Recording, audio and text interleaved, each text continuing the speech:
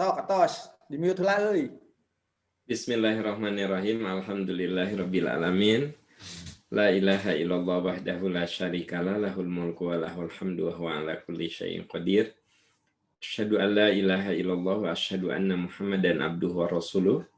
Allahumma shalli ala Muhammad wa ala ali Muhammad kama shallaita ala Ibrahim wa ala ali Ibrahim fil alamin innaka Hamidum Majid. Alhamdulillah. Bapak Ibu, dengan izin Allah pada malam ini kita dipertemukan. Kita semua oleh Allah bisa masih diberi jatah umur untuk menjalani kehidupan. Semoga sisa umur yang kita miliki, kita isi dengan amalan-amalan terbaik. Hari ini kita akan melanjutkan pembahasan yang sudah kita kaji minggu lalu tentang istiqomah dalam taat. Nah, sekarang saya ingin sampaikan tentang 12 langkah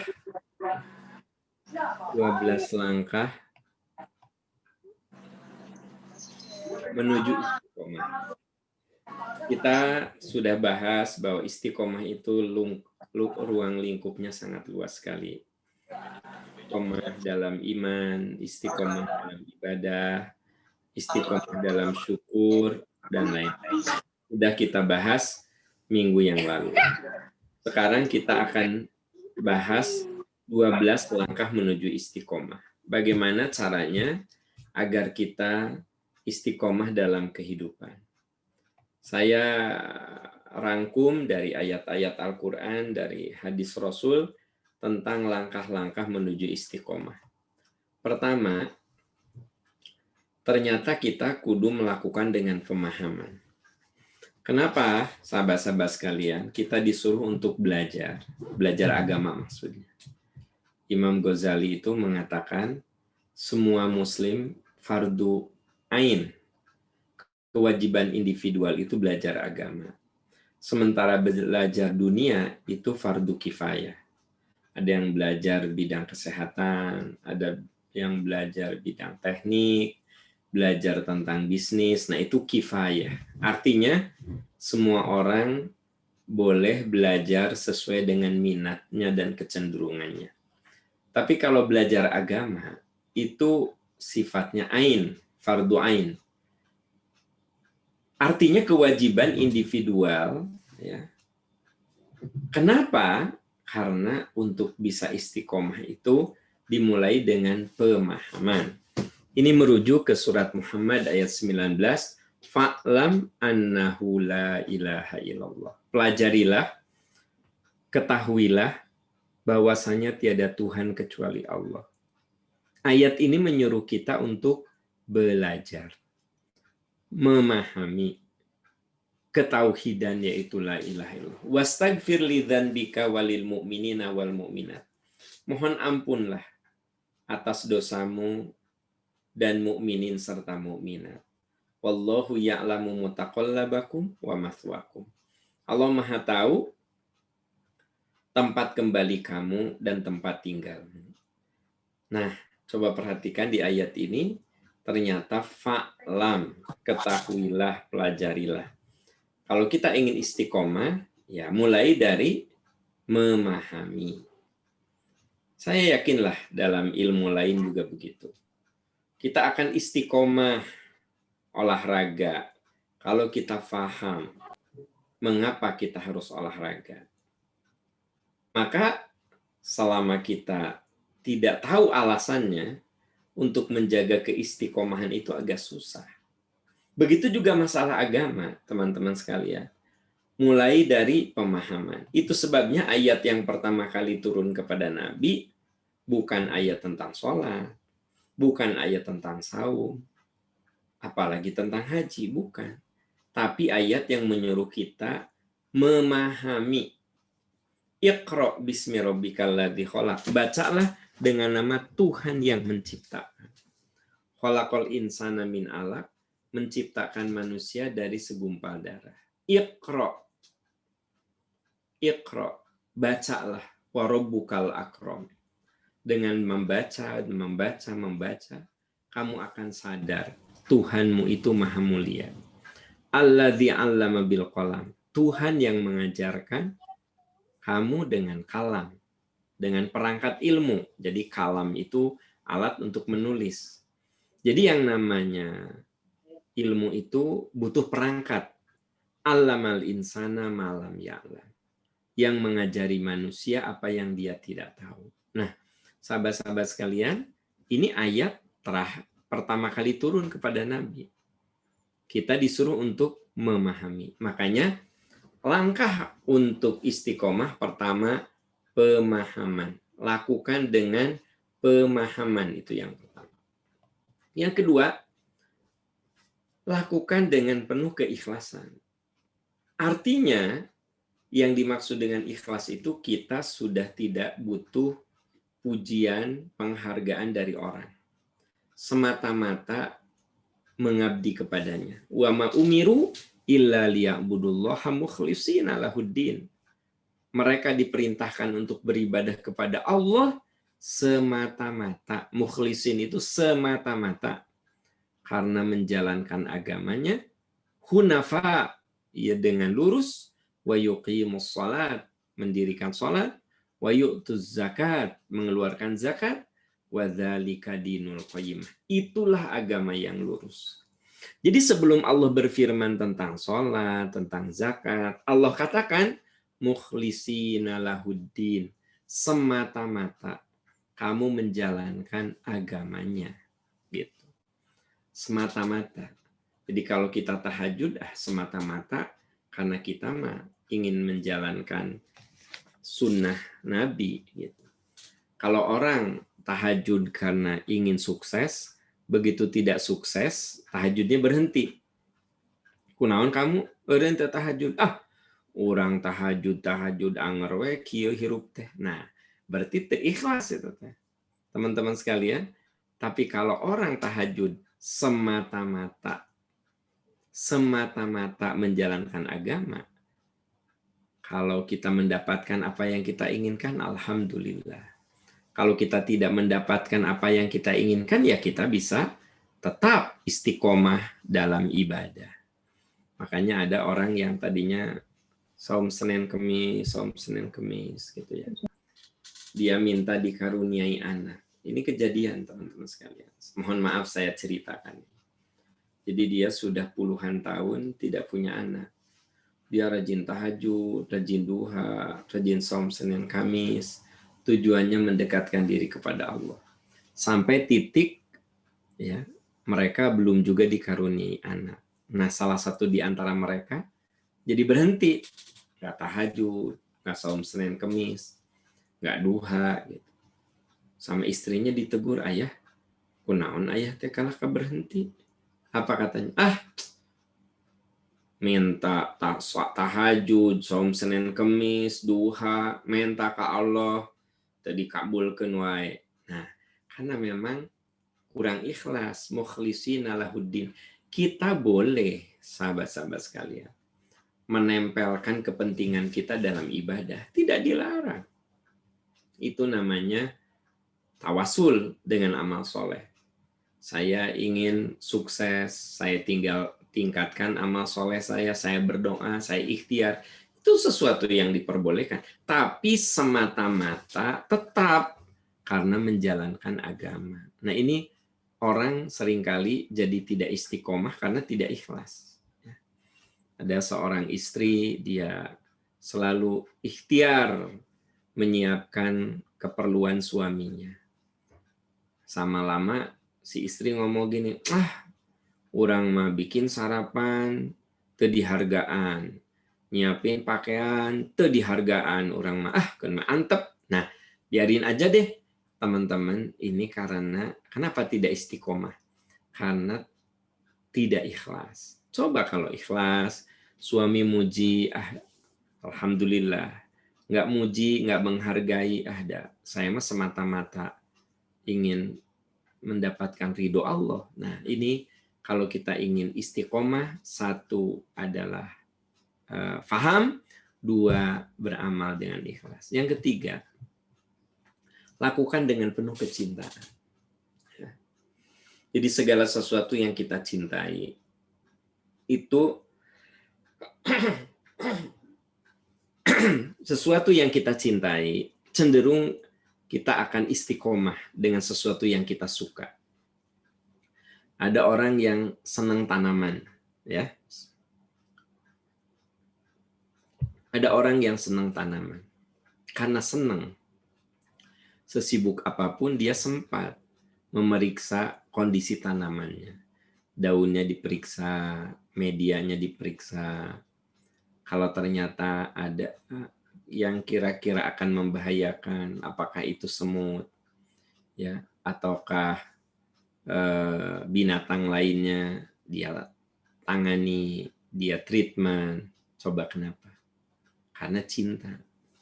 Orang yang mencintai kendaraannya, nah, walaupun dia nggak pakai, dia nyalain, dia lihat kalau pulang dari mana, dia periksa, bisa ada goresan-goresan.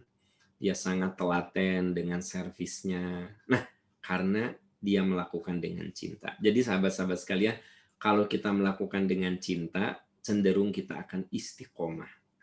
Wa minan nas, di antara manusia, may yattakhidhu min dunillahi andada yuhibbunahum kahubbillah. Mereka mencintai tandingan sebagaimana mencintai Allah. Apa sih yang dimaksud dengan ada di antara manusia yang mencintai selain Allah sebagaimana mereka mencintai Allah? Apa sih maksudnya? Nah, jadi kalau ibu lagi nonton drama Korea, ya, lagi nonton drakor, datang waktu Isya, ya Anda matikan dulu baru sholat Isya. Nah, tapi kalau Anda sampai sholat Isya terlambat hanya karena nonton drama Korea, maka Anda sudah menjadikan tontonan itu sekutu bagi Allah. Gitu. Ada orang yang nonton bola, ya boleh-boleh saja sih, nggak apa-apa nonton bola. Tapi kalau nonton bola sampai lupa sholat, nah saat itulah menjadikan tontonan itu tandingan, sesuatu yang mengalihkan kita dari keridhaan Allah. Itu yang dimaksud dengan menjadikan selain Allah sebagai tandingan. Paham gimana kalau saya di rumah sakit harus melayani pasien, kadang-kadang saya jama itu maghrib dengan isya. Nah, kalau ini kan bukan melalaikan, tapi karena ada amanah lain yang harus dilaksanakan. Kan yang tidak boleh itu lalai, teman-teman. Ya, lalai. Tapi kalau nawaitunya bukan lalai, memang karena situasi yang menyebabkan dia menangguhkan, nah itu bukan menjadikan sebagai tandingan Allah. Jadi ini yang harus diwaspadai, di antara manusia ada yang menjadikan selain Allah sebagai tandingan-tandingan. Mereka mencintainya sebagaimana mencintai Allah. Walladzina amanu asyaddu hubbalillah. Nah ini yang dikasih warna merah, ya. Dan orang-orang yang beriman, mereka sangat mencintai Allah. Nah artinya boleh kita ibu-ibu nonton drama Korea, bapak boleh-boleh saja nonton bola, ya kan? Tapi begitu datang apa yang Allah ridho, sholat di awal waktu, ya kita lebih mengutamakan apa yang Allah ridho. Asyaddu hubbalillah.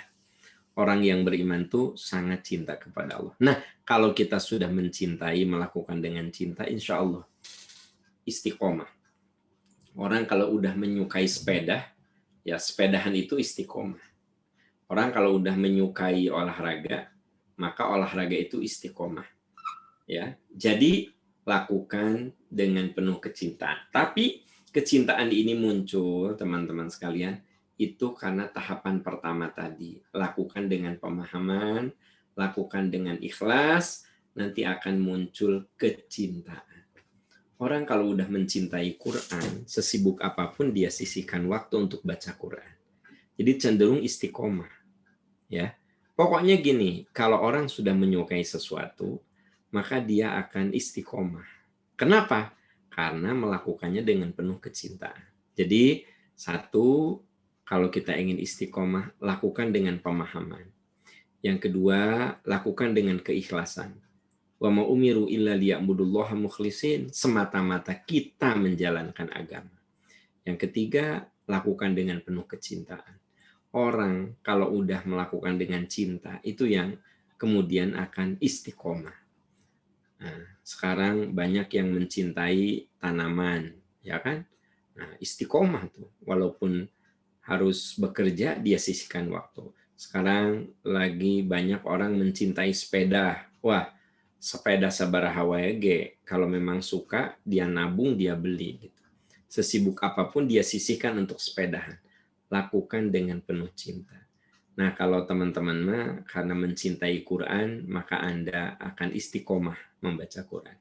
Karena Anda mencintai agama, Anda istiqomah Amin. agama. Ya, insya Allah kalau sahabat-sahabat seperti itu. Nah, yang keempat, oh ya, sebelum itu, ini ada satu doa ya, bagus kalau kita baca. Doa supaya diberi cinta. Allahumma inni as'aluka hubbaka wa hubba man yuhibbuka wal amal alladhi yuballighuni hubbaka. Allahumma ij'al hubbaka ahabba ilayya min nafsi wa ahli.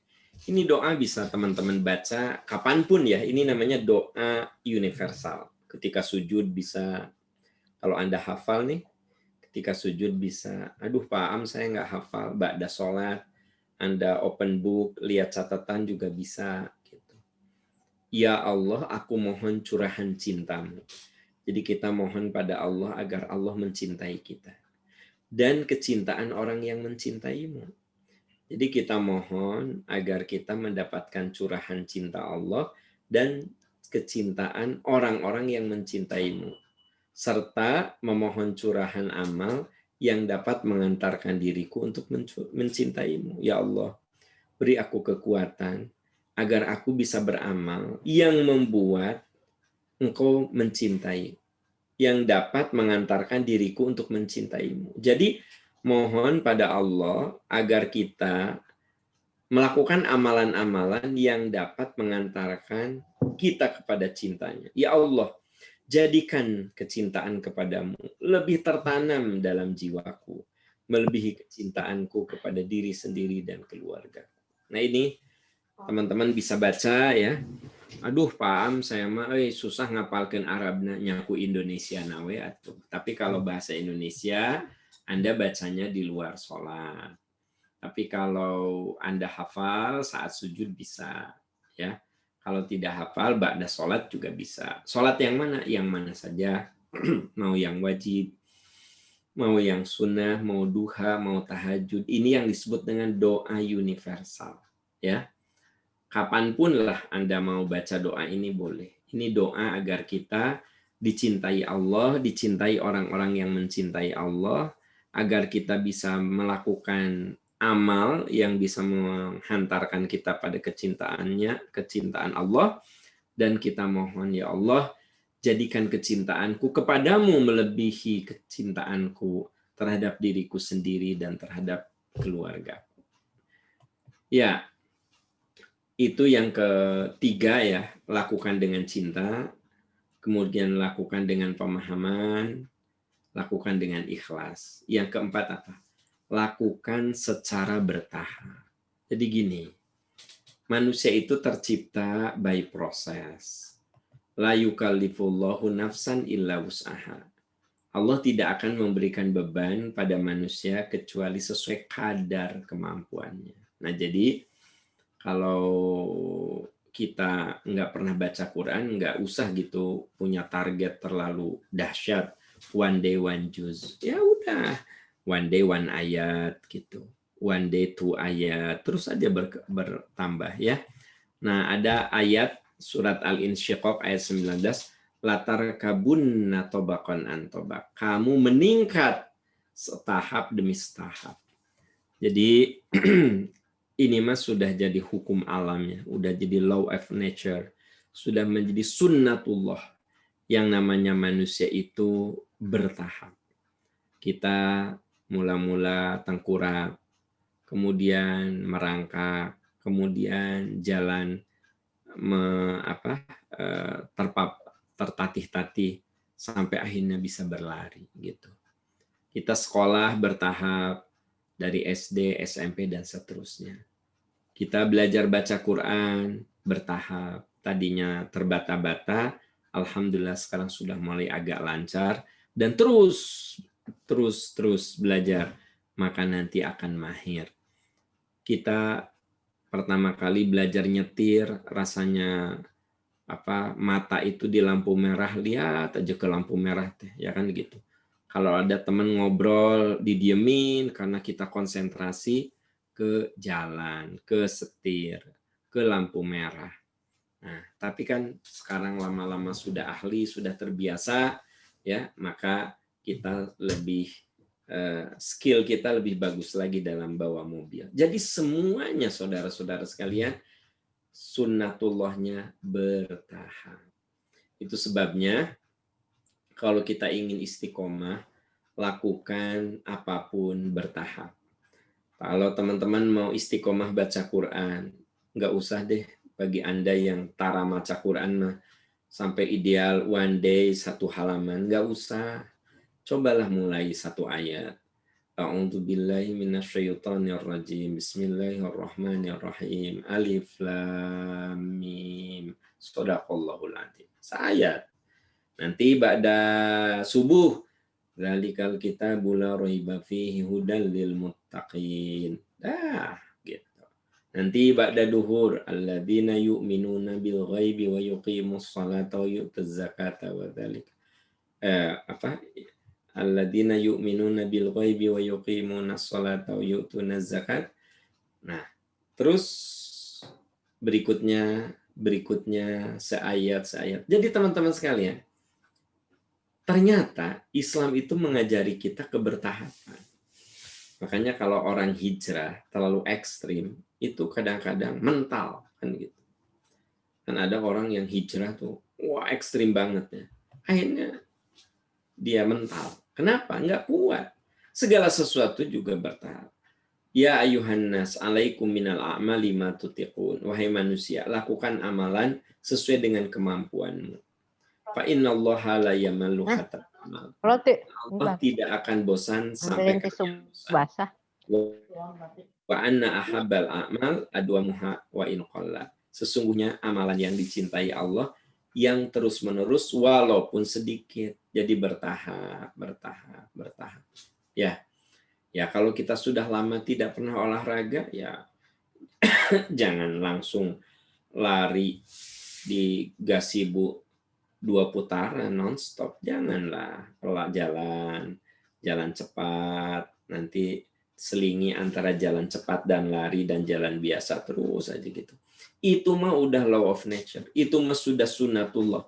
Kalau kita ingin istiqomah, lakukan secara bertahap. Kenapa? Karena latar kabun atau bakon antobak. Kamu akan meningkat itu setahap demi setahap. Ya. Nah, kita sudah 4 membahas. Ya. Yang pertama tadi apa? Lakukan dengan pemahaman. Yang kedua, lakukan dengan penuh keikhlasan. Yang ketiga, lakukan dengan penuh cinta. Yang keempat, lakukan, latih secara bertahap. Yang kelima, lakukan dengan segala kesungguh-sungguhan. Jadi apapun, sahabat-sahabat sekalian, kita ini akan istiqomah kalau ada jiwa kesungguh-sungguhan. Jadi jiwa kita kudu apa? Yang pernah kita singgung di 2 minggu yang lalu itu ada ketekunan ya.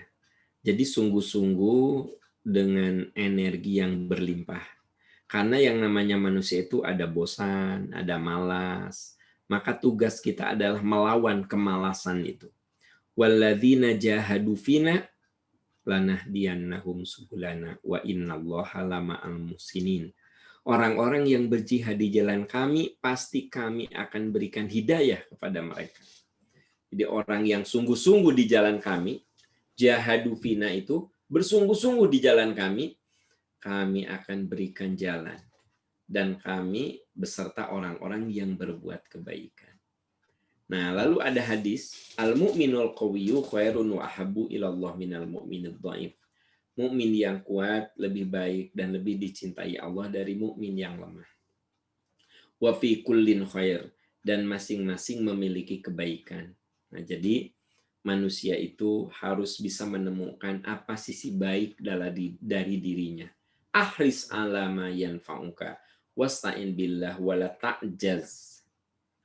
Bersungguh-sungguhlah dalam mengerjakan hal yang bermanfaat bagimu. Jadi semua orang itu harus bisa menemukan apa yang mampu dia lakukan dengan sungguh-sungguh. Mohonlah pertolongan dari Allah dan janganlah bersikap lemah. Kita tidak boleh gampang mengalah, tapi kita harus punya energi untuk melawan segala kemalasan. Dan hadis ini mengatakan, bersungguh-sungguhlah dalam mengerjakan yang bermanfaat bagimu. Jadi apapun yang bermanfaat, kita lakukan dengan kesungguhan. Bukan hanya urusan akhirat, teman-teman sekalian. Ini urusan dunia juga. Selama itu ada kemanfaatan, ada kemaslahatan, lakukanlah dengan sungguh-sungguh. Nah, dari kebiasaan kita melakukan secara sungguh-sungguh, maka itu akan menjadi karakter. Karakter kita ini karakter yang bagus. Selalu ingin melakukan yang terbaik. Nah, ini kaitan dengan masalah istiqomah. Jadi Islam mengajari kita misalnya kalau kita sholatlah di awal waktu. Itu kan hanya sungguh-sungguh, ya. Mirip seperti Pak dosen bilang sama mahasiswanya, tugas dikumpulkan mulai Senin, ya, sampai dengan Jumat. Itu rentang waktunya. Bagi orang yang sungguh-sungguh, dia akan menyerahkannya tuh hari Senin. Tapi ada juga ya, irha dikumpulkan, ti Senin pika Kemis, nya nggak seorang mah Kemis. Nah, ya udah saya mah Kemis. Tapi ada juga, saya mah Senin aja deh. Nah, itu menggambarkan kesungguh-sungguhan. Ini yang kelima, saudara-saudara sekalian. Yang keenam, ternyata kita ini butuh energi sabar. Butuh energi sabar dalam beramal.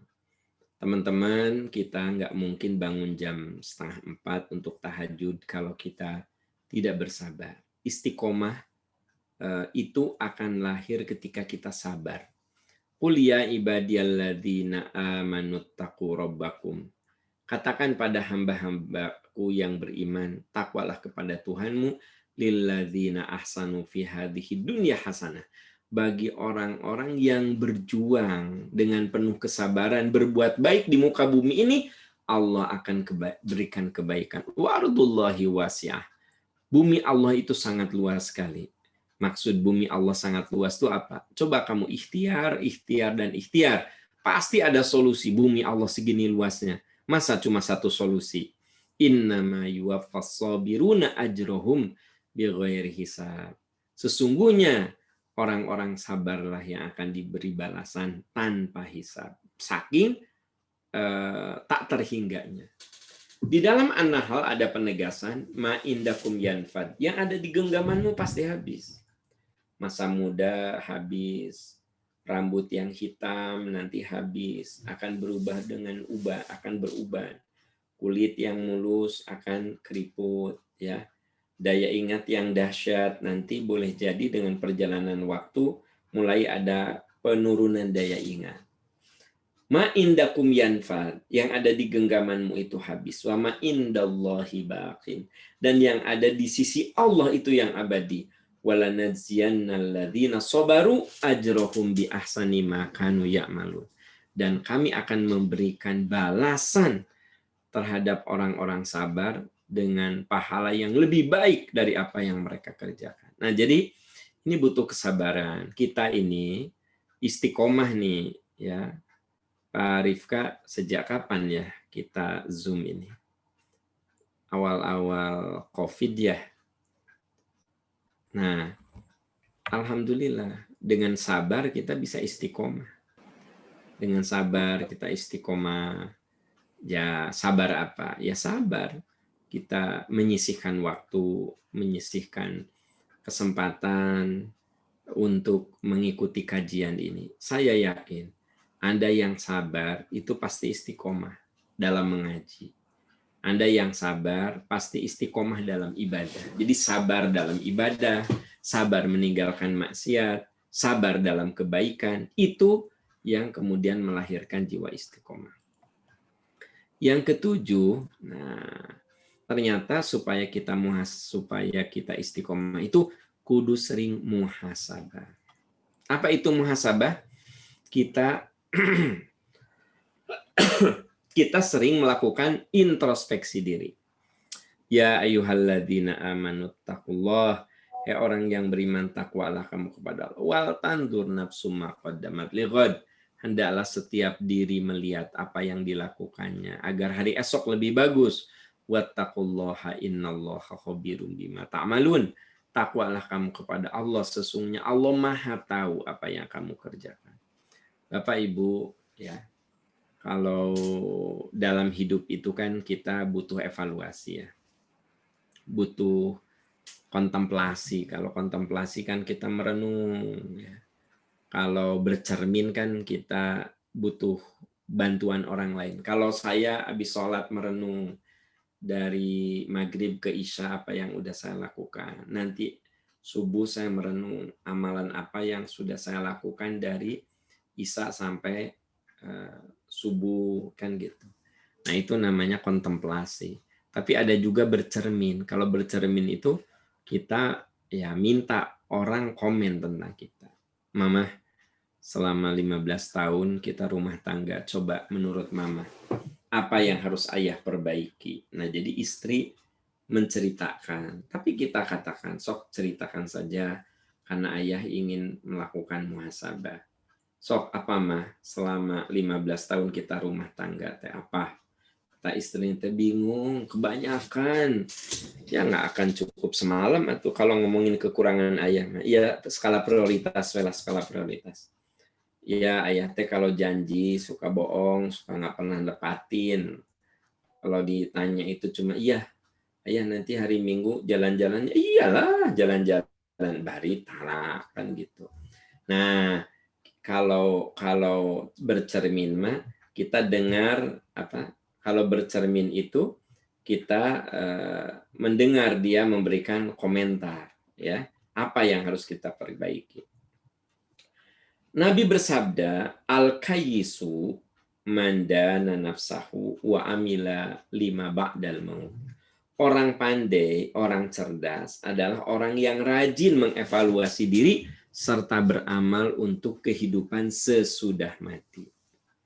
Jadi katanya orang cerdas mah dia sering bercermin, dia sering merenung, dia sering berkontemplasi, ya, sebelum kematian menjemputnya. Nah itu orang yang cerdas kata Rasul. Sementara orang yang bodoh, orang yang selalu mengikuti hawa nafsunya. Ikutin hawa nafsu, dan banyak berangan-angan kepada Allah. Jadi gini, ibadah teh ngan saukur cita-cita we, pokoknya mah orang ek tahajud bari henteu gitu. Orang mah ek ngaji engke minggu hareup mah henteu gitu. Orang mah mau infak enggak gitu. Orang mah ek bager ka pamajikan anger pedit. Jadi yang namanya kebaikan itu sebatas cita-cita. Sebatas ya angan-angan. Kalau cita-cita kan ada tindak lanjut ya. Kalau angan-angan mah enggak. Angan-angan mendapatkan rahmat Allah, tapi kelakuan kita tidak mencerminkan orang yang ingin dapat rahmat Allah. Nah, teman-teman sekalian, ini hadis berbicara tentang betapa pentingnya muhasabah agar kita bisa istiqomah. Yang kedelapan, berjuang menundukkan hawa nafsu. Ya, kalau disebut hawa nafsu itu artinya dorongan negatif. Saya dan Anda, rata-rata kita semua ini ditakdirkan oleh Allah bahwa dalam diri kita itu ada dorongan baik dan buruk. Makanya ketika kita bisa memunculkan dorongan baik, itulah yang dikatakan wanahan nafsa. Di An-Nazi'at ayat 40-41, wa amman khafa maqama rabbih. Adapun orang yang takut kepada keagungan Tuhannya, wanahan nafsa anil hawa, dan dia berjuang menundukkan nafsu buruknya, fa inna jannata hiyal ma'wa, maka surgalah tempat kembalinya. Teman-teman sekalian, tidak mungkinlah Allah memberikan surga kalau ini gampang, ya. Nah, di dalam surat Asy-Syams ayat 8 sampai 10 ada gambaran juga fa'alhamaha fujuraha wa taqwaha. Allah telah ilhamkan pada kita ini dorongan buruk, jahat, dan takwa. Qad aflaha man zakkaha, sungguh beruntung orang yang mensucikan dirinya, wa qad khaba man dassaha, dan sungguh rugi orang yang mengotorinya. Nah, berarti kalau kita ingin istiqomah, ya kita kudu berjuang menundukkan nafsu buruk. Jadi ketika muncul rasa malas, muncul hoream, muncul suatu yang membuat kita ini tertahan dari beramal soleh, lawanlah. Tundukkan hawa nafsu kita. Yang ke-9, saudara-saudara sekalian, lawan bisikan setan. Ya. Kita merasakan sekali, pernah nggak di antara kita ada yang mau tidur pasang alarm jam 3 bangun gitu. Alarm teh disada, bunyi alarm teh. Tapi ujug-ujug dalam pikiran teh 5 menit teh ame seger dimatiin. Bangun-bangun adzan subuh. Pernah nggak ngalamin gitu? Nah, ini yang kita perlu lawan bisikan setan itu, ya. Qala fabima aghwaytani la'aqudanna lahum siratal mustaqim. Setan mengatakan, karena saya ini udah sesat, kepalang sesat saya mah, akan halangi manusia dari jalanmu yang lurus. Akan datangi mereka dari depan, dari belakang, dari kanan, dan dari kiri, dan kebanyakan mereka tidak berterima kasih. Jadi setan akan masuk dari segala penjuru, dari depan, belakang, kiri, kanan. Dan pada akhirnya, kebanyakan manusia tidak berterima kasih. Disinilah kita dianjurkan kalau mau tidur, baca Falak, Binas, dan Kulhu, ya. Baca kul a'udzu birabbil falaq, kulhu, dan kul a'udzu birabbin nas. Karena di dalam kul a'udzu birabbin nas itu ada kaitan dengan permohonan berlindung kepada Allah, alladzi yuwaswisu fi sudurin nas, dari kejahatan ya, dari bisikan-bisikan jahat yang ditiupkan, yang dibisikkan pada hati manusia, yaitu dari kalangan jin dan manusia. Kita berlindung kepada Allah dari setan yang tak tampak dan setan yang tampak. Setan yang tampak yaitu manusia, ya. Yang ke-10, ya, jangan diperbudak dunia, teman-teman sekalian. Jadi kita ini harus mencari dunia, tapi jangan diperbudak. Coba perhatikan, alladzina yastahibbunal hayatad dunya 'alal akhirah. Orang yang lebih memprioritaskan dunia ketimbang akhirat. Jadi yang dilarang itu diperbudak. Tapi kalau kita mencari dunia dan kita tidak diperbudak oleh dunia, justru itu suatu yang dianjurkan. Karena apa? Al-mu'minul qawiyyu khairun wa ahabbu ilallah minal mu'minid dhaif. Mukmin yang kuat itu lebih Allah suka daripada mukmin yang lemah. Jadi kita kudu kuat secara ekonomi, kuat secara intelektual, kuat secara kesolehan, ya. Allah berfirman, ada di antara manusia yang lebih mengutamakan dunia daripada akhirat. Lalu di surat Ad-Duha ada ayat yang mengatakan walal akhiratu khairul laka minal ula. Dan akhirat itu lebih baik bagimu daripada dunia, ya. Itu yang ke-10, yang ke-11, saudara-saudara, kondisikan lingkungan. Jadi walau bagaimanapun istiqomah itu kaitan juga dengan faktor komunitas, ya. Nah, makanya ada komunitas sepeda, ada komunitas mobil, ya. Ada komunitas binatang kesayangan, ada komunitas tanaman kesayangan. Coba, untuk apa itu komunitas? Untuk menjaga konsistensi. Nah, makanya mengkondisikan agar lingkungan itu kondusif, itu bagian dari upaya kita untuk istiqomah. Wasbir nafsaka ma'alladzina yad'una rabbahum bil ghadati wal 'ashyi. Bersabarlah kamu beserta orang-orang yang menyuruh Tuhan di waktu pagi dan petang, karena mereka mengharap keriduannya. Dan jangan kamu palingkan matamu karena kamu terlalu cinta dunia. Dan jangan kamu ikuti orang-orang yang hatinya lalai, dan jangan kamu mengikuti orang-orang yang diperbudak hawa nafsunya. Jadi ayat ini mengatakan, coba kamu bersabarlah dalam lingkungan yang kondusif. Jangan sampai kamu berpaling dari lingkungan yang kondusif itu karena kamu ingin senang-senang di dunia semata. Kamu jangan ikuti orang yang hatinya lalai, yang tidak mengingat aku, yang mengikuti hawa nafsu. Coba kamu tinggalkan lingkungan seperti itu. Bisi membuat kamu menjadi tidak istiqomah dalam kebaikan. Ya. Dan yang terakhir, saudara-saudara sekalian, tentu saja kita mohon pada Allah agar istiqomah. Ini saya cantumkan doa-doa yang mungkin bisa Anda hafal. Ini doa sifatnya universal, kapanpun Anda bisa pakai. Allahumma musarrifal qulub, sarrif qulubuna ala ta'atik. Ya Allah, sang pembolak-balik hati, balikkan hati kami untuk taat kepadamu. Ya muqallibal qulub, tsabit qalbi ala dinik. Wahai zat yang maha membolak-balikan hati, teguhkan, tetapkan hati kami di atas agamamu. Ada lagi doa, Allahumma a'inni ala dzikrika wa syukrika wa husni ibadatik. Ya Allah, bantulah aku dalam mengingatmu, dalam bersyukur kepadamu, dan dalam memperbaiki ibadahku. Nah, di samping doa-doa ini, sengaja yang ini saya cantumkan, ada doa yang saya yakin teman-teman hafal semuanya. Ali Imran ayat 8. Rabbana la tuzigh qulubana. Ya Allah, jangan kau palingkan hati kami.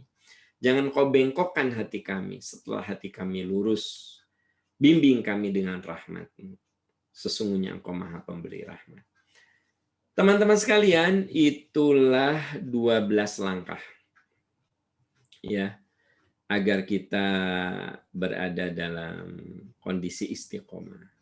Memang kalau cuma disebutin ya gampang ya, Pak Yoga ya, gampang. 1, 2, 3. Dilakukan nama hese teteh ya, susah. Tapi ya karena kan kemarin ada yang nanya, terus Pak Amun orang hayang istiqomah kumaha nya ya teh. 12 salosin. Salosin, sengaja salosin. Ya teteh sudah diekstrak kan gitu. Iya teman-teman sekalian, mangga bisa ada yang menambahkan, silakan, atau ada kasus apa untuk kita bedah bersama juga mangga gitu ya. Silahkan teman-teman. Bila ada yang mau menambahkan, alhamdulillah hari ini 29 partisipan. Mudah-mudahan istiqomah ini deh. Ya, mudah-mudahan istiqomah. Yang susah itu ya istiqomah. Sini dicarekan. Dari Baden Aros. Dicarekan muale. Itu Mulai nunya selan lanjut. Tajam. Agak out of topic panginten Ustad. Assalamualaikum. Agak out of topic ya. Tapi ya nggak apa-apa. Masih nyambung juga tadi masalah yang beramal. Beberapa kali saya menemukan kasus ternyata tidak segampang itu kita kalau ingin beramal. Katakanlah ingin sedekah itu ternyata tidak gampang juga karena ternyata misalnya tidak menemukan yang mau menerima sedekah kita. Nah, itu tuh ceritanya gimana ya Pak Ustadz ya? Turnuhun. Ya, kalau zaman Rasul, orang mau zakat, infak, sedekah itu jarang yang langsung, tapi lewat ke Baitul Mal. Karena untuk menjaga keikhlasan kita dan menjaga kehormatan penerima. Gini deh, saya misalnya lembaga zakat, ya, Pak Yoga ada zakat, ada infak, ada sedekah. Itu dititipkan ke saya, Pak Am, saya titip nih sedekah saya bulan ini, zakat saya bulan ini. Nah, saya dari lembaga zakat mensurvei, menganalisa. Nah, misalnya penerimanya si Fulan. Si Fulan ini tidak tahu kalau ini dari Pak Yoga. Taunya dari lembaga zakat. Jadi Pak Yoga terjaga hatinya. Si Fulan juga ya tidak punya rasa hutang budi ke Pak Yoga. Gitu. Nah, jadi zaman Rasul itu orang zakat, infak, sedekah itu banyak ke lembaga langsung. Nah, kalau teman-teman mau langsung juga boleh saja sih. Misalnya punya saudara yang perlu dibantu. Hanya nanti konsekuensinya, satu, mungkin dia jadi punya rasa hutang budi sama kita. Atau yang kedua, kita mendidik. Tiap butuh ke orang jadi nanti. Kan gitu. Nah, eta teh kan jadi mengganggu keikhlasan juga. Aing deui naon sih tah. Jadi tidak terjaga keikhlasan kita. Pak Am, boleh nggak saya titip orang yang perlu saya bantu? Ya boleh. Ya, banyak yang datang ke Yayasan Percikan Iman tuh, saya mau zakat nih, tapi tolong ya ini ada saudara saya ya di jalan ini tolong minta dibantu. Jadi kita survei sehingga si orang itu taunya dari Yayasan Percikan Iman. Padahal boleh jadi itu teh dari Pak Yoga, boleh jadi dari Pak Hengki, boleh jadi dari Pak Capung gitu loh. Tapi dia nggak tahu. Nah, itu Pak Ferry ya. Ya, itu kan mungkin ke arah masalah apa ya, ke uang gitu ya. Tapi kalau gini, seringkali niat baik itu belum tentu berakhir dengan baik gitu.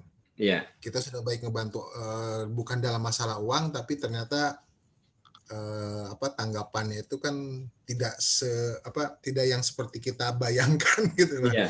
Kan dibantuan mana teh meni gitu-gitu teuing gitu kayak gitu. Nah, Pak Ferry itu yang poin 2 tadi. Semata-mata menjalankan agama. Jadi gini, Pak Ferry teh nggak bantuan saya, tapi saya menanggapinya negatif, ya. Kalau Pak Ferry itu dasarnya mukhlisina lahuddin, semata-mata menjalankan agama. Ketika saya memahami salah bantuan Pak Ferry bilang saya mah manehna ngarti syukur, manehna jadi suudon ya kenal ada orang makan Allah gitu Pak Ferry. Memang ini teh gampang diomongin, percaya ke saya. Da ngelakukan nama susah, tapi dari teman-teman di sini makan udah advance banget ya ininya. Amin. Iman dan pengajarannya itu udah nggak usah diragukan lagi.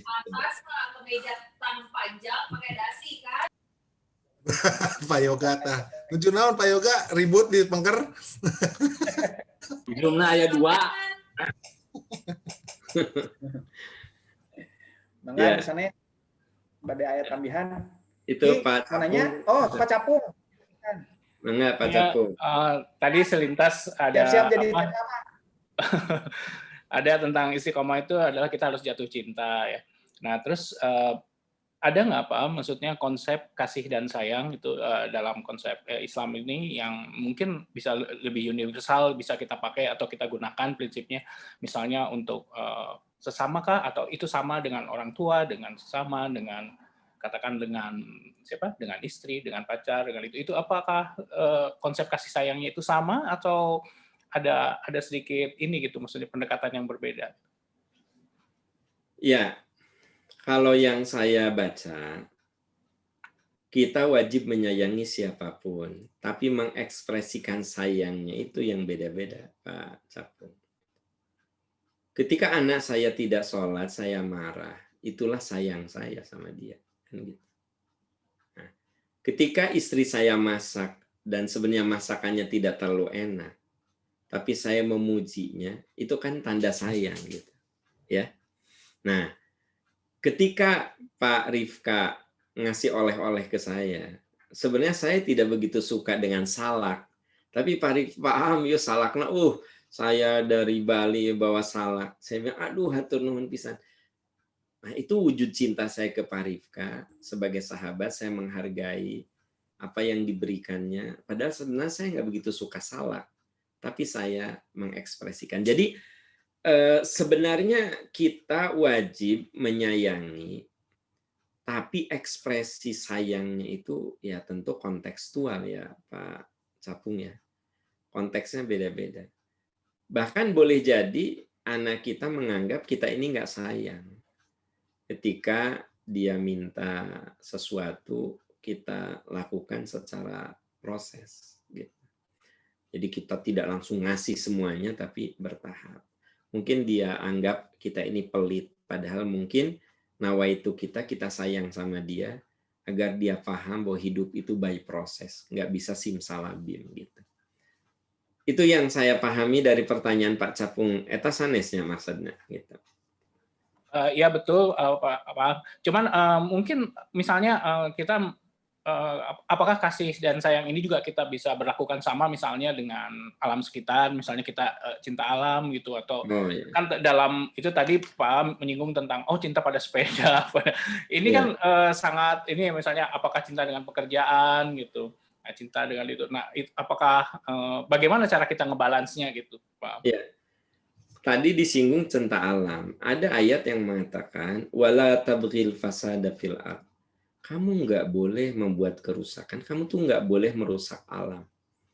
Kamu harus menjaga dan kamu harus melindungi. Jadi wujud cinta kita kepada alam juga merupakan bagian dari ibadah. Dan ada ayat yang secara eksplisit mengatakan wala tufsidu fil ardi ba'da islahiha. Kamu tuh nggak boleh mengeksploitasi alam, padahal alam itu pada awalnya sudah bagus, sudah nyaman gitu. Nah, merusak ekosistem itu bagian dari kezoliman sebenarnya. Nah, tapi memang kita ini seringkali kalau bicara mencintai itu lebih kepada mencintai kepada manusia.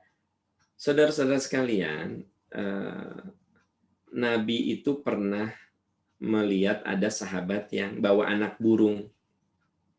Bawa anak burung. Kata Nabi, kamu ambil dari mana? Ya Rasulullah, di dekat gua itu ada anak burung saya bawa. Kata Nabi, percayalah, ibunya bakal sedih mencari anaknya. Seperti halnya kalau anakmu diambil. Gitu. Nabi cuma ngomong gitu. Orang itu mengembalikan lagi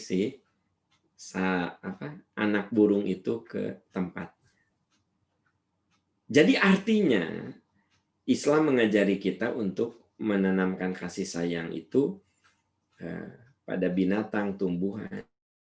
Bahkan bagi teman-teman yang di rumahnya ada tumbuhan, secara rutin menyiram, secara rutin memberikan pupuk, secara rutin mengendalikan hamanya. Itu sedekah, itu amal. Itu gambarannya seperti itu Pak Capung. Gitu. Oh ya, satu catatan lagi. Mencintai diri sendiri juga merupakan bagian dari sesuatu yang harus dilakukan. Innallaha jamil yuhibbul jamal. Jadi ada orang, ya Rasulullah, saya lihat tuh ada orang nih, dia mah parfumnya mahal ya Rasulullah, bajunya mahal, kan gitu. Apakah dia orang sombong? Kata Nabi, nggak boleh begitu. Kalau dia lakukan itu karena kecintaan pada dirinya, innallaha jamil, Allah itu indah. Yuhibbul jamal, Allah itu suka dengan keindahan. Jadi teman-teman, kalau ada rezekinya Anda beli parfum mahal, itu bagian dari cinta kepada diri sendiri. Ya, gitu. Merawat diri itu bagian dari kecintaan yang dianjurkan oleh Rasul. Jadi ulah nepi ka aya hapur teh diantep we gitu. Obatan hapur teh gitu. Itu teh cinta kepada diri sendiri. Boleh siseukeun mandi nah. Ya. Pak Capung, itu ada yang ditambahkan lagi Pak Capung? Ya, alhamdulillah. Ada lagi teman-teman yang lain? Teman-teman yang lain. Biasanya masuk ibu-ibu teh suka nitip bertanya, Pak. Tapi sekarang mendingan sepi.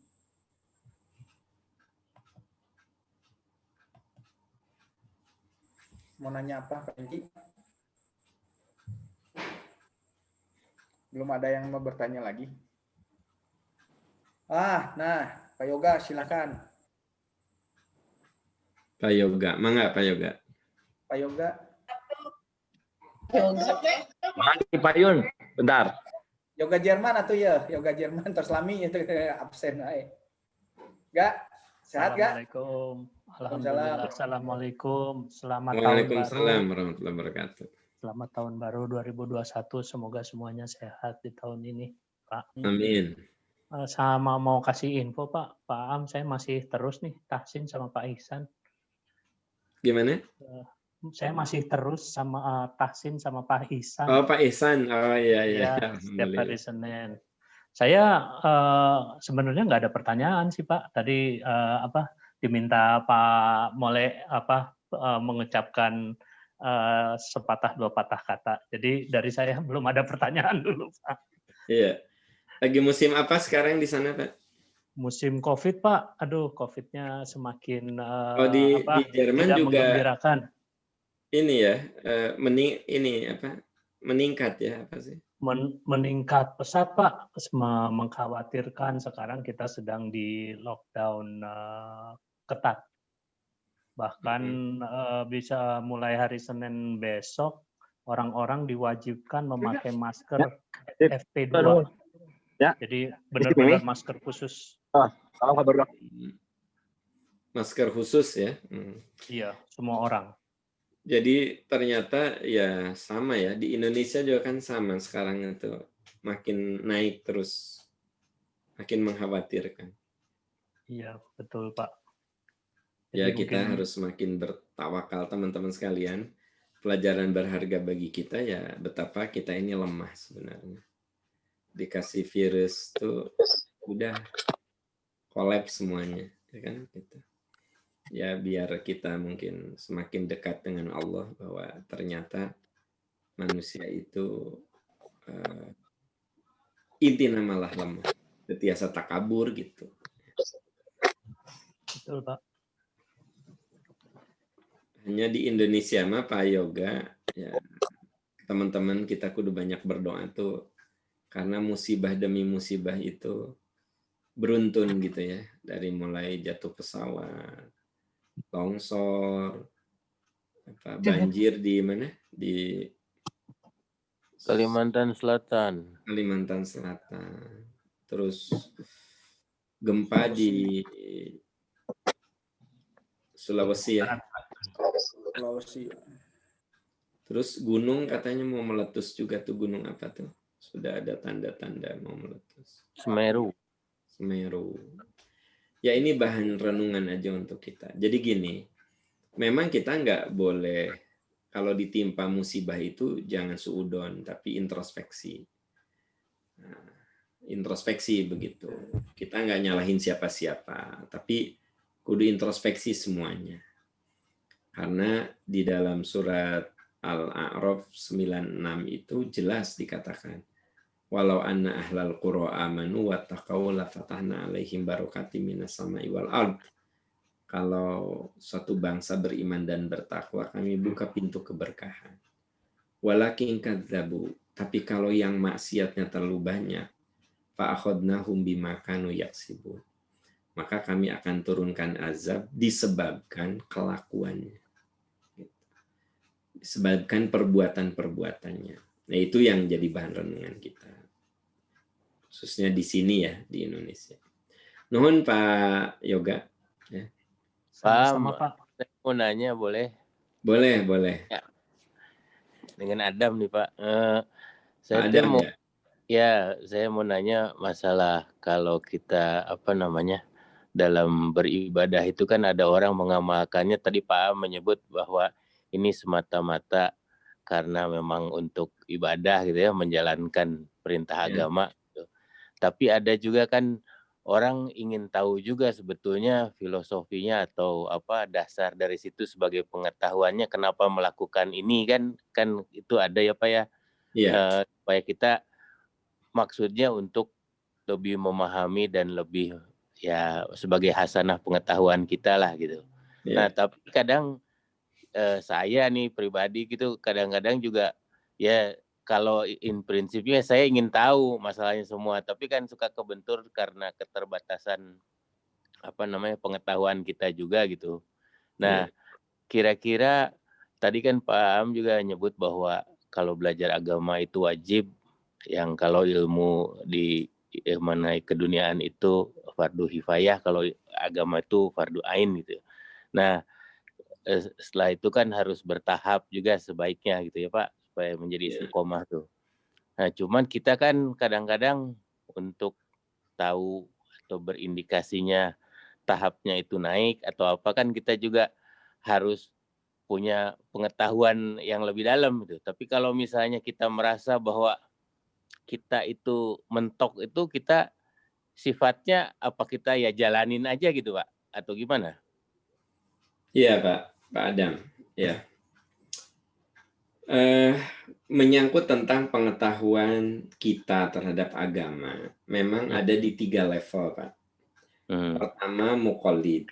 Muqallid itu dia mengikuti satu pendapat tanpa tahu alasannya. Pokoknya katanya begini sih. Nah, katanya begitu sih. Nah, kita tidak bisa menafikan kelompok ini karena kadar pendidikan, intelektual, ya, strata sosial kan beda. Ada di level ini.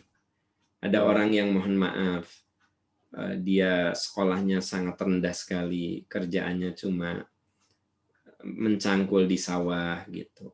Ya nggak mungkin lah dia menjadi pembelajar seperti orang yang pendidikannya tinggi. Nah, maka di level ini ya sudah dia cuma sebatas apa kata gurunya. Itu namanya muqallid. Yang kedua muttabi. Kalau muttabi itu orang yang sebenarnya dia bisa mencari dengan kapasitas pendidikan yang dilewatinya. Seperti teman-teman di sini tidak boleh muqallid. Anda harus di level muttabi. Artinya menjadi pembelajar dengan penuh kritis gitu. Nah, menjadi pembelajar dengan penuh kritis, di mana-mana yang namanya belajar mah kudu aya guru. Gitu. Ilmu apa yang tidak ada guru? Anda belajar psikologi, kudu ada konsultan. Ya. Nah, coba kita kudu punya guru yang memang kita anggap dia mumpuni. Dalam ilmu apa? Ilmu apapun gitu. Ilmu apapun gitu. Pasti kudu aya guru gitu. Nah, ini muttabi ini orang yang pembelajar. Nah, yang ketiga mujtahid. Kalau mujtahid itu orang yang memang disiplin ilmunya di situ. Mujtahid ini adalah orang yang fokus pada ilmu tertentu. Kalau ulama, ustadz, kiai, ya boleh jadi dia fokusnya dalam dunia keilmuan. Gitu. Ada juga dalam keilmuan agama. Tapi boleh jadi misalnya dokter, dia mujtahid dalam bidang ilmu yang digelutinya. Gitu. Kalau dokter Dimi, beliau mujtahid untuk penyakit dalam. Gitu. Beliau tidak bisa jadi mujtahid untuk bidang penyakit anak. Gitu. Karena setiap orang tuh ada wilayah mujtahid pada kadar ilmunya. Nah, bagaimana dengan ilmu agama? Nah, saya bilang teman-teman di sini itu di level muttabi'.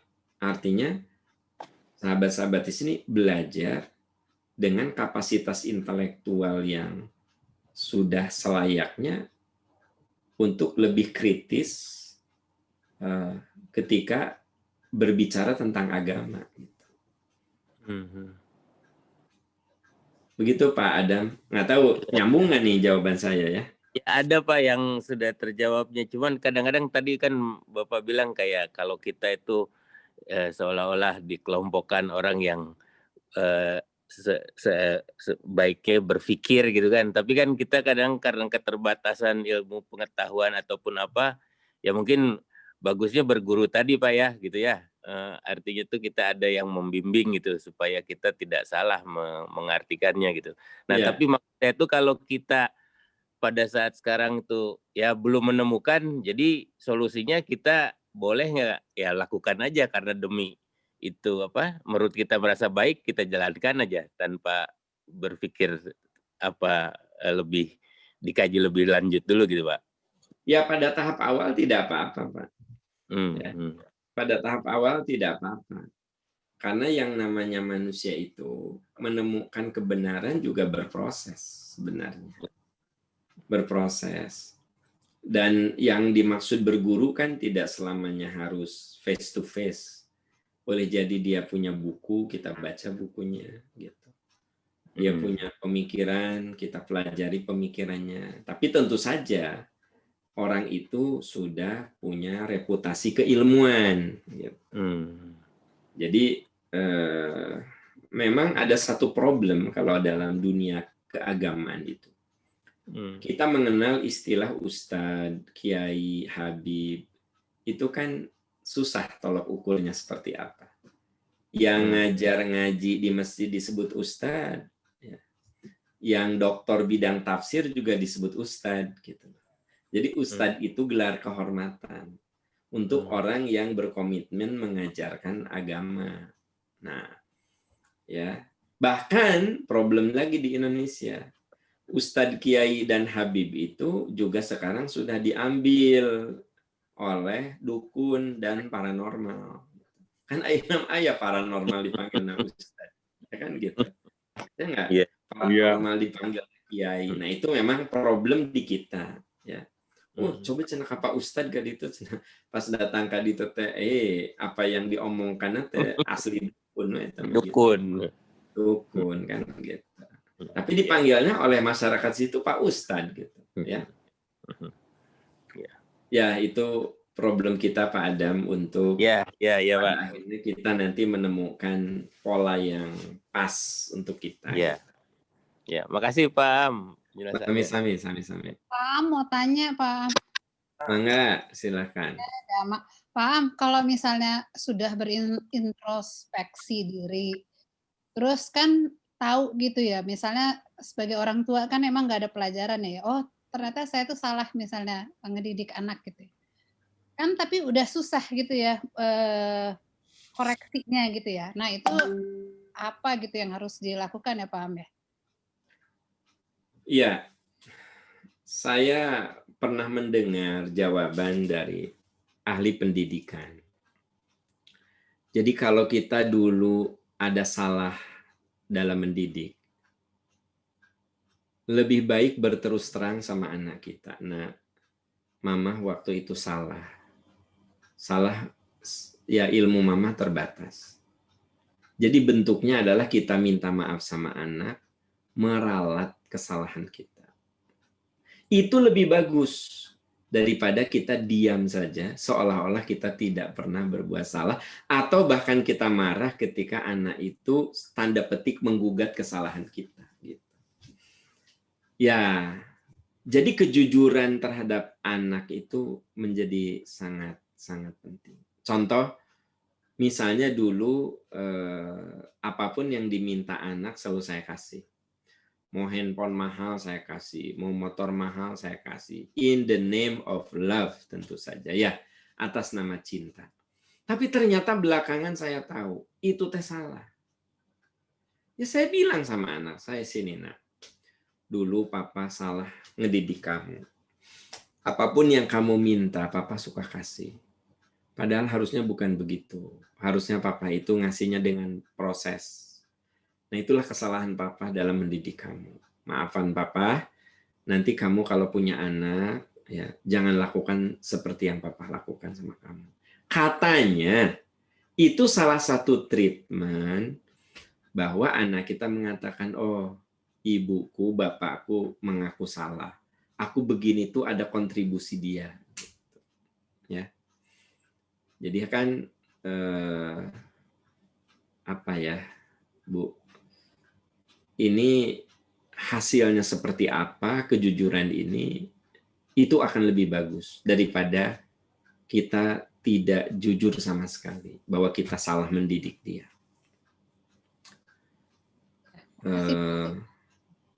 Seperti itu kurang lebih kali ya Bu ya. Ya, makasih. Nanti mungkin ada yang menambahkan di sini. Punten, ada yang nitip ke saya. Ya. Tanya, cenah. Ini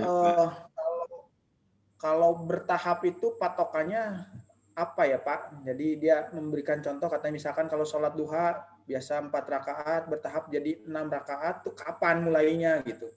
Kan makin lama makin banyak pisan, atau tambahan tahapannya teh ibadah yang lain. Jadi si patokan bertahapnya. Ya. Sebenarnya tidak ada aturan. Jadi gini, misalnya saya tadinya nggak pernah rawatib, bertahap lah. Tina 5 sholatnya hiji rawatib gitu. Nanti 2 rawatib, 3 rawatib. Nah, sampai nanti istiqomah. Tiap sholat yang ada rawatibnya saya lakukan rawatib itu. Bagaimana dengan duha? Jangan ngomong dulu bicara 4-8, 2 wehela. Tapi istiqomah. Senin 2 rakaat, Selasa 2 rakaat. Kalau itu sudah rutin, coba naikin misalnya 2 jadi 4 begitu. Atau tetep aja di 2, dah ngantor atau dah. Lalu apa tambahnya? Sok karena tahajud gitu. Tahajud ya. Bagaimana tahajud? Nggak perlu langsung jam 3 kali, jam 4 juga cukup. Tapi witir aja, karena kan adanya sekarang 4:30. Mungkin boleh jadi 2 rakaat sama witir 3 rakaat. Tidak harus 11 juga gitu. Cukupnya cuma witir-witir saja, cukupnya cuma 4 rakaat saja, karena itu dia ibadah sunnah. Jadi yang namanya bertahap itu dikembalikan kepada mana yang bisa kita lakukan. Itu bukan berarti misalnya tina duha dari 2 jadi 4 jadi genep jadi 8, nggak harus begitu ya, tidak harus begitu. Duha tetap 2 sampai konsisten ya kan. Coba renungkan tahajudnya gimana, rawatibnya gimana, syukurul wudunya gimana, baca Qur'annya gimana. Nah itu tinggal ditambah-tambahkan. Itu yang dimaksud dengan bertahap. Ya, begitu. Terima kasih Pak. Pak Rifka, ya. Ya, begitu. Terus tabu salapan, sor Pak pas. Kalau ya mulai tapi berakhir kudu on time kan gitu. Karena mulainya agak mulur karena kita tepat waktu juga salah satu istiqomah ya, Pak. Ya, betul. Jadi kalau nggak bisa tepat waktu di awal, maka di ujung lah ya, minimal istiqomah ya selesai tepat waktu. Minimal awitana telat, minimal berakhirnya pas gitu. Pas, nah gitu. Jangan sampai dua-duanya, Pak Yoga jangan sampai dua-duanya terdisiplin ya, kudu salah satu nu disiplin. Gitu. Ya teman-teman sekalian, itu yang bisa saya sampaikan, mudah-mudahan bermanfaat. Insya Allah kalau Allah mengizinkan kita diberi umur, diberi kesehatan, diberi keimanan, insya Allah 2 minggu mendatang kita bertemu lagi di tema yang lainnya. Saya undur pamit. Subhanaka Allahumma wa bihamdika asyhadu an la ilaha illa anta astaghfiruka wa atubu ilaik. Rabbana atina fid dunya hasanah wa fil akhirati hasanah wa qina adzabannar. Amin ya arhamar rahimin. Wassalamualaikum warahmatullahi wabarakatuh. Mangga sadayana. Waalaikumsalam. Warahmatullahi. Atur nuhun sadayana. Waalaikumsalam. Coba dibuka dulu semuanya. Opin menimbung ngomong kudu wae Pin. Tah, si Den kemana wae Den? Suri. Mana si Amin aja? Nah. Ibu-ibu, hatur nuhun semuanya. Teman-teman. Teman-teman hatur nuhun buat bantuannya semua. Alhamdulillah dari rumah. Besok kontrol ke dokter. Moga-moga hasilnya juga baik. Ya, terima kasih buat semuanya dukungan doa-doanya ya. Ya. Negatif udah, tapi negatif yang kedua belum ketahuan. Kemarin aja di swab, belum dilihat hasilnya. Karena besok kontrol sekalian lihat. Pakai plasma atau gimana, Vi? Enggak sih, obat biasa sih. Karena nggak tahu pakai plasma. Saya sih masih bersyukur hanya dapat darah tinggi. Kakak-kakaknya Indri itu ada yang dapat herpes sama yang dapat nggak bisa, belum nafas, masih belum bisa masih dibantu ventilator padahal udah negatif. Herpes di wajah ya, cacar api. Karena daya tahan tubuhnya turun kali ya, ngedrop kan? Ya, dot mah pikirannya kemana wae, herpesan nu lain sih itu mah. Cik aing ge eta mah pilih-pilih si COVID mah gitu. Rasis dia.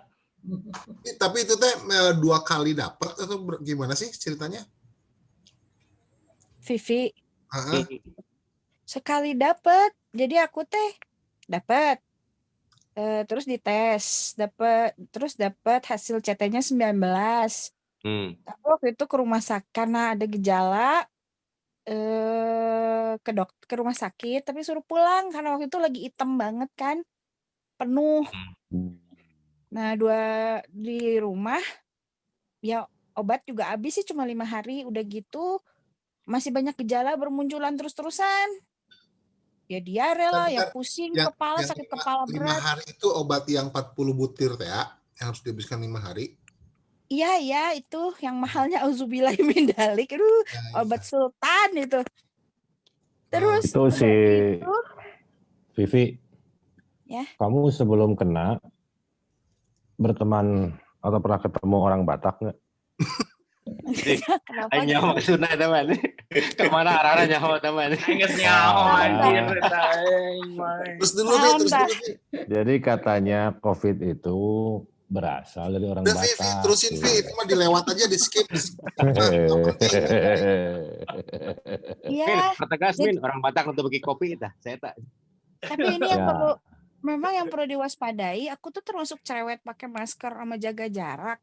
Tapi lengahnya pas lagi makan bareng, jadi makan bareng, bareng ngobrol. Nah, si orang yang sebelah Vivi waktu itu ngobrol, dia tuh positif ternyata, besoknya baru ketahuan. Tah, 3 hari orang Batak kemudian bukan?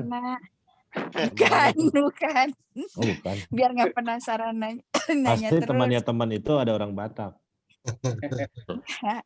Atau mungkin kalau mau tahan mah hitam kulitnya. Nah, betul. Orang oke teman. Enggak, bukan.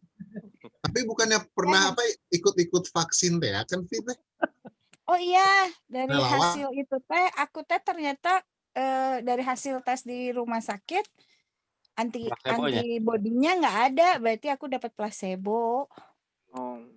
Ya, apes aja salah satu aku ikutan vaksin itu udah supaya nggak kena penyakit, malah kena ya. Namanya udah usaha ya, cuma Allah yang nentuin teh. Sudah qadarullah-nya kena. Oh, jadi sebabnya karena vaksinasi gitu? Akhirnya kesimpulannya? Bukan. Maksudnya aku dapat ikut vaksin teh supaya nggak kena, tapi kan di vaksin itu ada 2. Ada sebagian dapat vaksin, sebagian dapat placebo gitu. Ya. Oh, memang udah diterangin dari awal ya? Udah diterangin. Aku juga ya sudahlah gitu. Di random kan, tinggal kasih itu cuman pas ini konfirmasi dia kan. Ya gitu, emang benar-benar harus hati-hati. Nah, 2 minggu di rumah nggak ada perbaikan, malah kepala suka berat, 3 hari nggak bisa ngangkat kepala, di tempat tidur tuh sakit banget, terus diare, terus tiba-tiba yang sesak nafas di awal itu muncul lagi. Sesak nafasnya rada aneh nih, belum pernah, jadi hati-hati sama teman-teman. Jadi kayak mempet hidung tapi nggak ada ingus, jadi nggak bisa nafas lewat hidung tapi nggak ada ingusnya, jadi kayak lubang hidung tuh nutup gitu. Si gaya korongan gitu. Ya kurang lebih kayak ingus mempet, tapi kalau ingus kan bisa ada yang dikeluarin, ini mah kering hidungnya gitu. Apa yang nyumbatnya tuh? Nggak tahu yang nyumbatnya apa itu. Terus dahaknya berdarah, tiap orang beda-beda sih simptomnya, tapi umumnya ya batuk, sakit tenggorokan, demamnya nggak tinggi sih, cuma 38. Dot, nah, mana Batuknya mah teu juga kitu, Dot. Hah, hidung kan orang hidung jeung batak. Ya, ya kan si COVID-nya nyerang imunitasnya ya, tapi jadi masing-masing orang yang punya penyakit ya itu yang ininya kali ya. ya Beda-beda nggak lah tahu. maksudnya pasti. Ya, terus pas akhirnya kontrol lagi ke dokter yang kedua, hasil ronsen paru-parunya lebih jelek dari hasil ronsen pertama. Loh, Terus ya jadi ada bercak, tadinya nggak ada bercak. Itu tuh aku sampai maksa ke dokter supaya masuk ke rumah sakit. oh, Tadinya nggak suruh pulang aja, tapi udah 3 minggu nggak sembuh-sembuh ya. Dan makin ada penyakit, makin ada rasa sakit gitu. Maksudnya ada tiba-tiba ada kepala sakit dan sebagainya. Baru ketahuan di situ tekanan darahnya jadi tinggi. Sempat Jadi 197, 120-an Loh? gitu. Ya. Padahal Aduh, biasanya kalau donor darah suka suruh ya itu pulang mah karena tekanan darah sakit rendah. kepala dari situ kali ya, Vi ya. Dari Iya, tensinya tinggi itu, iya kalau nggak masuk rumah sakit nggak ketahuan. Itu juga maksa ke rumah sakit sampai, iya maksudnya sampai maksa dokter gitu. Aku teh ya misalnya penuh kan rumah sakit tuh semuanya. Tapi nafasnya nggak pendek, nggak? Atau Nafas sih nggak pendek, cuman kalau narik nafas sempat, nah itu sempat yang 2 hari sebelum ke rumah sakit, kalau narik nafas tuh kayak ada tajam-tajam gitu di dada. Oh. Oh ya, kenapa? Belum pernah, tapi itu cuma berlangsung 2 hari sih, udah gitu nggak pernah muncul lagi yang kayak gitu. yang Jadi di tajam-tajam rumah sakit teh nyeri dikasih apa? nyeri di dada. Di rumah sakit, ya di rumah sakitnya karena ya Enggak, maksudnya khawatir dengan di nggak sembuh-sembuh, mestinya kata orang 2 minggu sembuh, saya enggak. Oh. Jadi Selama benar-benar bantuannya dari antibody. Tajam-tajam tuh gimana, Vi? Tajam-tajam di dada gimana sih? Itu kalau narik nafas terus kayak ada ya Nusuk-nusuk ditusuk-tusuk gitu, kayak ada jarum-jarum gitu rasanya teh. Peres, Dot, Tapi peres, kalau buat narik napasnya nafas peres, doang. nyeri. Siga batu Ya. kerajaan mana Jot? Ini batu kerajaan man gitu tah. Ente si Gana mah Vivi teh ente ieu teu ngarokok teu nginum Penyakit mah si alkohol. DN rapal. Lamun nginum alkohol jeung ngarokok mah si Gana moal kitu. Paru-paru basah aja. Tapi gejala awal tetap sama ya? Hilang penciuman itu sama? Sampai sekarang sih penciuman belum 100% ya. Jadi ya sampai sekarang penciuman belum 100% kembali. Jadi kalau cuci piring juga wanginya si sabun cuci piring teh Nggak ya? kecium. Tapi memang awalnya nggak bisa ngambil gitu. Itu mah hari ketiga baru hilang penciuman, hari ke-1 ke-2 masih. Oh iya bener. Jadi kalau ada gejala kayak flu mah benar-benar harus warning karena kayak flu ringan gitu, batuknya juga batuk gitu awalnya gitu, bukan batuk yang berat kayak orang bronkitis atau batuk rejan gitu, benar-benar batuk ringan. Oh, jadi kayak flu biasa ya, cuman Iya. ada tambahan-tambahan gitu. Iya, terus kayak sakit radang tenggorokan. Pokoknya nu ngerasa flu ringan hati-hati we lah gitu. Pada si Cobo tadi. Tapi kalau aku mulai waspada karena udah tahu kan ada ketularan, pas ngeluarin dahak tuh dahaknya tuh ada darah segar gitu. Itu yang rada ngeri. Terus selama 3 minggu masih di dokter, belum ke rumah sakit, sama dokternya dikasih apa? Ya waktu itu kan dikasih obat yang untuk 5 hari itu. Ya aku ngelanjutin beli obat vitamin aja sama vitamin D. Terus kalau pusing, ya beli obat pusing aja lewat ini Halodoc, kan nggak boleh keluar.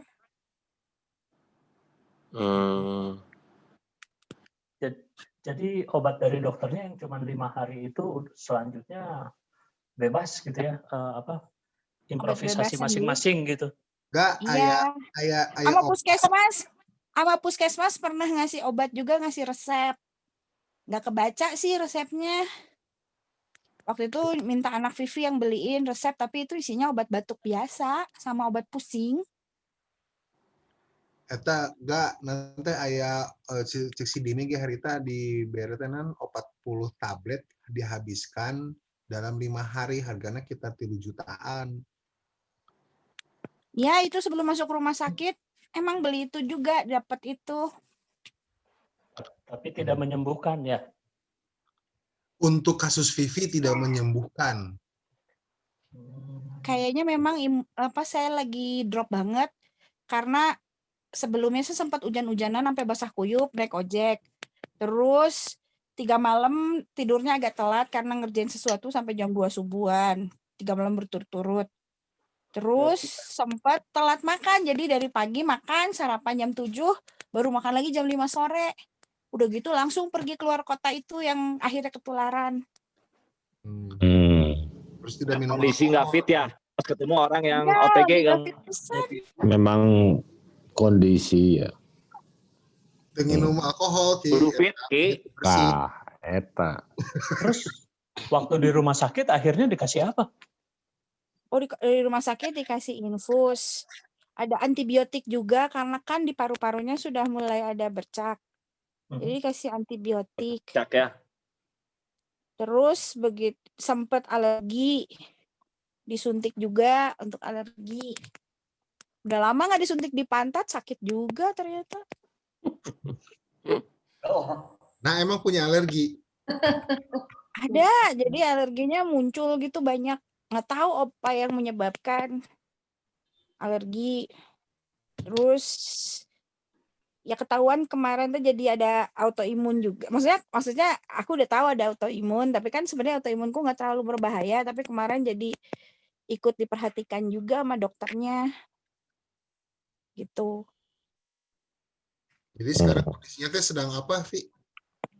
Sekarang mah ya nggak tahu, besok saya jadwal kontrol. Besok di ronsen juga, moga-moga hasilnya bagus. Saya udah nggak sabar untuk dilepas liarkan 1,5 bulan atau di rumah terus. Sehingga kuda lepas di gedogan atau begitu. Tapi udah nggak ada kerasa apa-apa lagi, Vi? Sih agak diare dan nggak ada lagi sih sebenarnya. Diare doang. Saya nggak ngerti itu kenapa. Mestinya mah udah sembuh sih, tapi Efek obat kali itu diarenya, beberapa obat kan suka keras ke lambung deh. bisa jadi sih karena emang aku juga punya mah parah kan. Tapi mahnya sih nggak pernah muncul belakangan ini. Jadi kriterianya masuk ke rumah sakit sama dilepas dari rumah sakit apa ya? Kalau dilepas dari rumah sakit, siapapun yang sudah di swab pertamanya negatif, itu bisa keluar. Tapi nanti sebelum keluar di swab lagi. Untuk nentuin boleh beredar atau enggaknya. Kalau masuk rumah sakit, tampaknya sih kriterianya kalau yang saturasinya jelek, karena selalu bilangnya saturasi. Cuman masalahnya di depan Vivi juga ada ibu-ibu, itu juga maksa masuk rumah sakit. Dia tapi 4 hari sebelum Vivi pulang dia udah boleh pulang. Kalau Vivi belum, padahal masuknya barengan. Karena dia tuh juga batuknya nggak berhenti, ngeganggu tidur, ngeganggu segala gitu. Di rumah sakit sih lumayan jadi batuknya hilang. Di rumah sakit mana, Vi? Boromius. Boromius. Penuh ya, penuh. Waktu Vi mau keluar juga kata susternya teh di ICU lagi, di IGD ada 21 orang nunggu. Di situ kan kayak ada aula di belakang gitu, ada 4 anak dari asrama pada ngumpul di situ. Jadi kalau yang saturasinya bagus di gedung anak situ, kalau yang serius banget itu di gedung Maria. Jadi itu mah yang udah harus pakai ventilator lah, apalah gitu, alat bantu nafas. Cenah ya, tapi aku belum tahu, nggak ke sana soalnya. Hati-hati ya guys. Oh iya, hati-hati banget. Banyak-banyak. Oh, ada pasien satu, suaminya tuh pas lagi kita di sana, suaminya meninggal. Suaminya nggak kebagian di Boromius, dianya di Boromius, suaminya di Advent. Karena di Boromius habis ventilator, dipindahin ke Advent, terus suaminya meninggal. Suaminya dokter, jadi katanya ketularan dari pasien. istrinya kena juga. Si istrinya sih ya tampak sehat kayak Vivi gitu. Suaminya itu juga sebenarnya kata istrinya tidak ada komorbid, tapi waktu kena dibawa ke rumah sakit, paru-paru, ginjal kena semua, paru-parunya udah putih dua-duanya. Namun suaminya dokter mah berarti nggak si Jeffrey jeung si Dimi. Goblok siapa? Goblok. Itulah paling hati-hati pas makan. Kadang-kadang kita pakai masker tapi lupa pas ngumpul-ngumpul, misalnya sesepedahan terus ngumpul pengen makan bareng. Ini yang menarik itu kan kita tuh pergi 2 mobil. Yang mobil di depan supir sama 1 orang. Mobil di belakang kita berempat. Yang supirnya laki, yang 3-nya perempuan. Bukan supir sih, yang nyetirna gitunya. Nah, yang laki-laki, yang mobil depan sama yang driver yang nyupirin kita tidur 1 ruangan. Saya tidur 1 ruangan. Kak, begitu ketahuan besok siangnya yang supir itu kena hasil swab, kan dia pernah swab 3 hari lalu, kena, kita pulang ke Bandung langsung di swab. Sebelumnya kita tidur bareng dulu sama yang perempuannya juga di Bandung di tempat isolasi. Temen yang tidur bareng, yang semobil, yang tidur bareng Vivi pun nggak kena. Si Vivi mah tidur perempuan jeung perempuan. Mobil eta mobil terus AC, mobil ber-AC mah udah aja. Ber-AC sih, tapi maksudnya emang padahal aku tuh pakai masker terus loh di mobil. Cuma Vivi inget, jadi aku tuh dibangunin malam-malam tuh jam 11-an, Vivi bangun, kita ngebaso dulu di Tasik kalau nggak salah. Pasti eta supirna orang Batak, aing mah yakin. Ngebaso lah.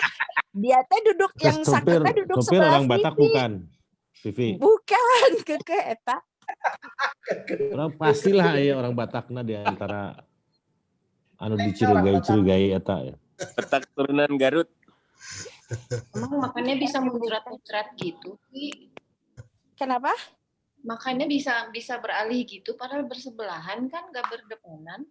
Kan dia ngobrol Droplet. Bukan. Itu di ruangan, pasti di ruangan ber-AC lah. Kayak Enggak, makannya di warung pinggir jalan. Hah? Oh, berarti eta supir orang Batak. Ayo, Min. Tukang basona berarti.